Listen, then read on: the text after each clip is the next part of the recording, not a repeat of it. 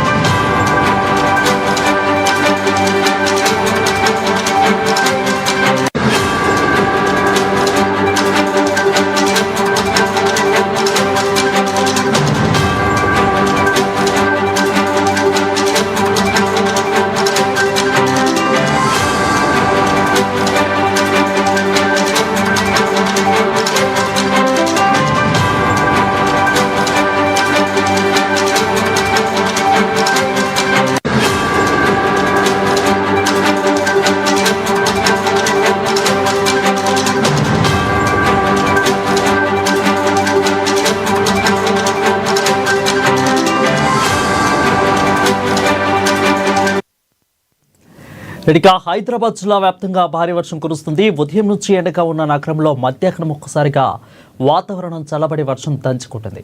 దీంతో రహదారులన్నీ కూడా జలమయమయ్యాయి. భారీగా కురిసిన వానతో వాహనదారులు తీవ్ర ఇబ్బందులు పడ్డారు.